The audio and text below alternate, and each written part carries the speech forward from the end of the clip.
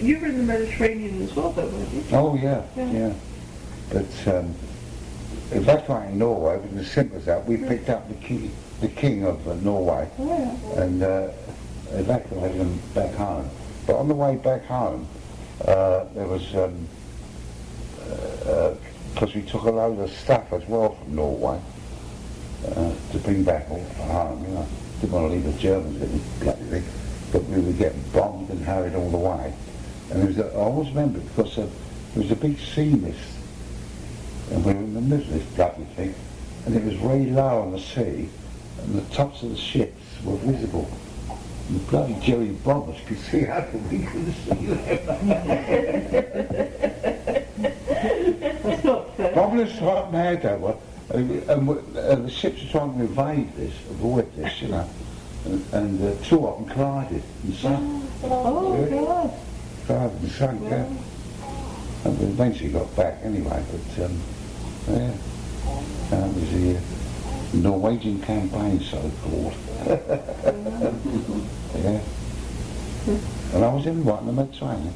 Yeah. Well, what happened? Oh yeah, it was about that time then that they started calling up the conscripts, you know, people were calling up for services. They were running out of able-bodied seamen. They were.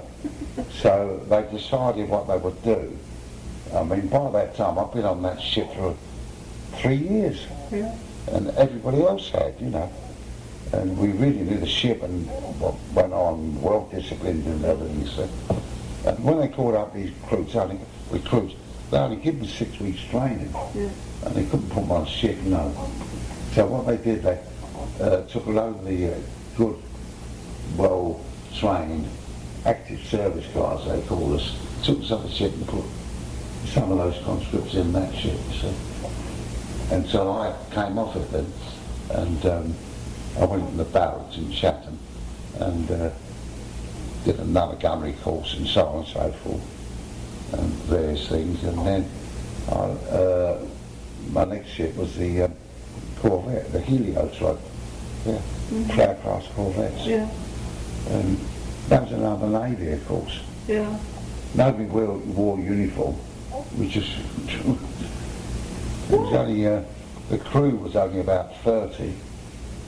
Our main armament was depth charges, because escorted with convoys, you see. Oh, okay. And I was the only regular serviceman on that ship. Really? Even the officers were, the captain was a Royal Naval Reserve, and he had 2 sub-lieutenants who were Royal Naval Voluntary Reserve. Yeah.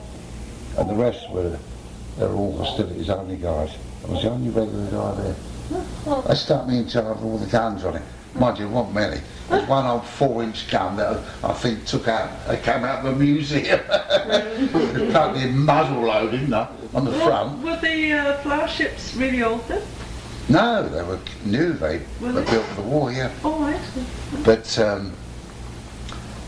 we had a couple of machine guns, one either side of the bridge. Yeah. And we had a single barrel pom-pom, £2 with firing gun. Pom-pom. And I was in charge of all those guns, you know, looking after them, yeah. Heliotrope. Aren't you glad they didn't stick you on the pansy? Pardon? Aren't you glad they didn't stick you on the pansy? Yeah. Yeah. Well, we had some terrible times on that bloody ship. I could tell you a few yards about that. Yeah. Oh. If you ever get a chance, if you can get the video, I told you, Kate, The Cruel Sea. You've seen it? You have? Yeah. That is a correct depiction of what it was like on those Corvettes. Terrible. Shocking, really, it was. Yeah. We had no refrigeration. We used to do trips all the way out from Liverpool, all the way out through the Bay of Biscay into Gibraltar and then through the Med. And normally it would take you about 5 or 6 days, 3 solid weeks, because we had to go all the way out. Got to keep away from the land because of bombers and the U-boats. Yeah. And we used to take big convoys, about 30 or 40 ships, and there'd only be 3 or 4 escort vessels, like 1 destroyer, and the rest were these little corvettes. We carried 60 depth charges. That was our main armour.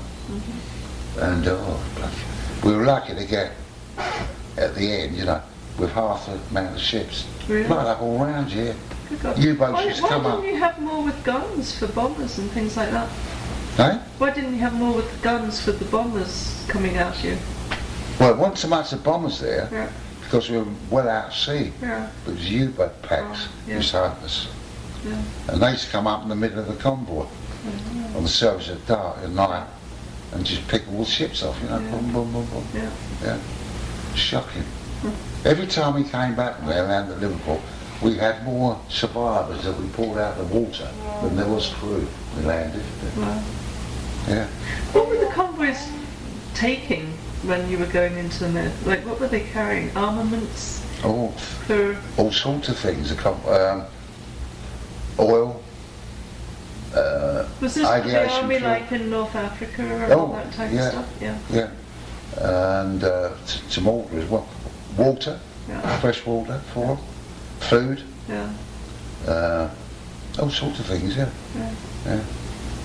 But the terrible ones were, of course, were the merchant ships or the fuel carrying. Anything hit them, they just blow up, boom, nothing left.